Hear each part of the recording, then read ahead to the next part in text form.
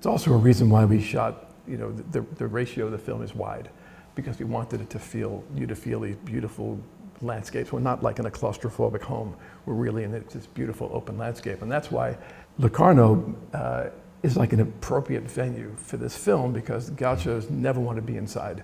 Everything is done outdoors, and this is really the ideal venue for this kind of presentation. The project, we've been working on this project, we started 2.5 years ago, but the project really started a long time before that. Michael and I have both spent a lot of time in this part of the world. Michael's married to an Argentine woman, and I've spent a lot of time making films about communities that are connected to traditions and nature in this part of the world. And we were both intrigued, or maybe even obsessed, by the mythology of the Gaucho. It's something that is a big part of the Argentine identity, but really kind of spread throughout Latin America. And with all our films, we wanted to find the real people behind this mythology, the real stories and the humanity behind this mythology. So it started this journey of exploration, and we ended up exploring in northwest Argentina in Salta, and it was really a search for the true Gauchos. And what we came to find is that the true Gauchos in the community, they're known as the Gauchos. That means that you are a true Gaucho. You have the traditions, you have a mastery of horses, you work in the fields with your cattle, and you embody the essence of what a Gaucho could be. So that was really where our quest began, is the search for the true Gauchos. We spend quite a bit of time before we start filming. And the reason is twofold. First, it gives us a chance for the world to speak to us, to tell us what it wants to be cinematographically. And the other way is we get to understand the community, and we try to do our best to immerse ourselves within these communities, so that we finally, bring a camera into the community, they almost forget about that completely. And for the audience, it becomes more of an immersive experience. Our films take a long time to make. I mean, this film was made over 2 years, and in the beginning, as Michael was saying, there's a long period before we start filming, and even when we are filming, in the beginning, it's kind of a continuation of the research process, and also just a chance to get people comfortable with our camera. And we do try to film in a way that's very small. We work with a really small team, and we work very slowly. We'll shoot 1 or 2 shots a day. And it's waiting for that right moment to film, and it's figuring out a way to set the camera up where we are creating a shot that is transmitting a feeling, and it's very deliberate. Our images, we're very specific about where we put the camera, what we're putting in front of the camera, what angle the camera is pointed at. All that is a part of telling the story, but the dance is figuring out how to do that in a way that the people in front of the camera aren't encumbered by the filmmaking process, and that we can just experience life as it unfolds. And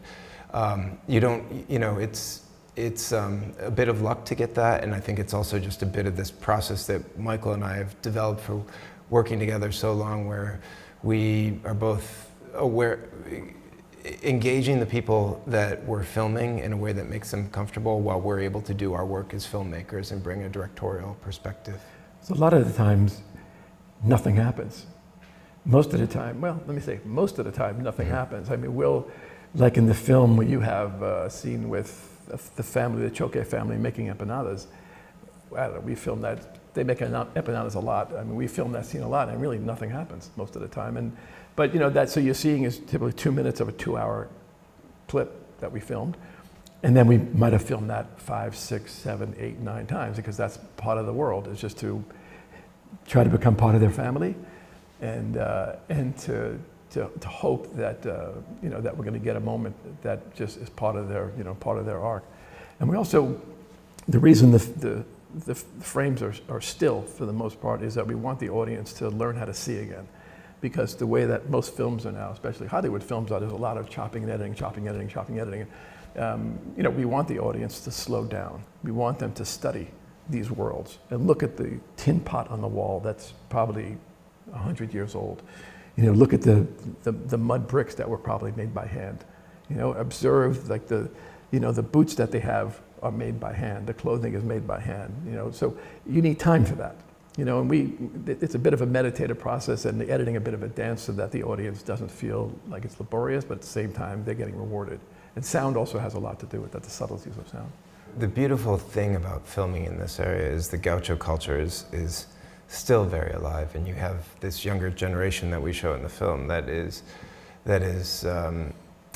actively seeking to carry on the traditions of the Gauchos. I mean, the Gauchos in these communities, they're the heroes. They're the people that you look up to, and it was beautiful to film in a place where it is so alive, and the transmission happens so naturally. I mean, one of the things that kind of holds the Gaucho community together, the asados, the barbecues that they cook outside almost every day of the week. And it's these asados where a lot of the transmission happens through storytelling, through songs where they talk about what happened in the day, but they also have songs about like the generations in the past. And all those things keep the culture not just alive, but vibrant and thriving. We thought a lot about black and white versus color, and it was very textural.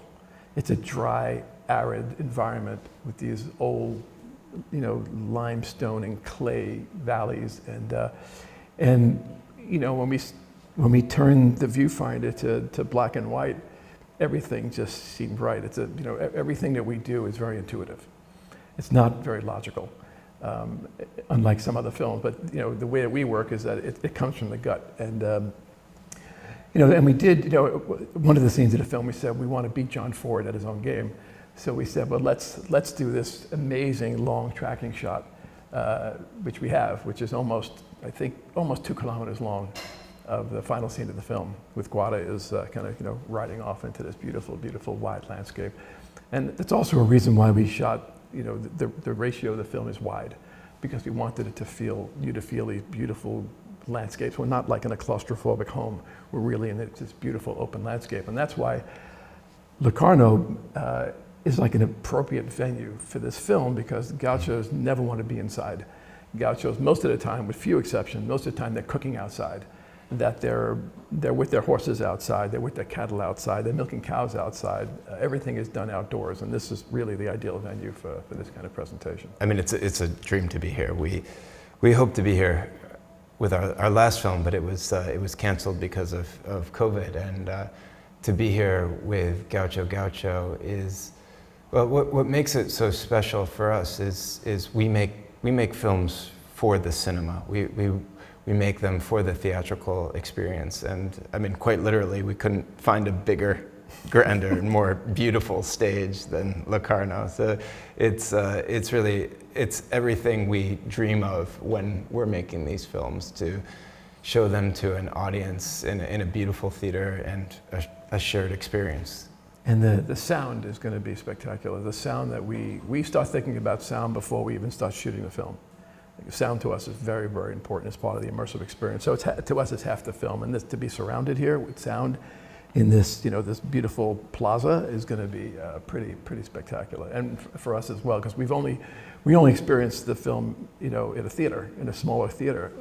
But it always felt right to us to be here. I mean, to be in this, you know, to be outdoors and the sound resonating with an audience. So we're looking forward to this.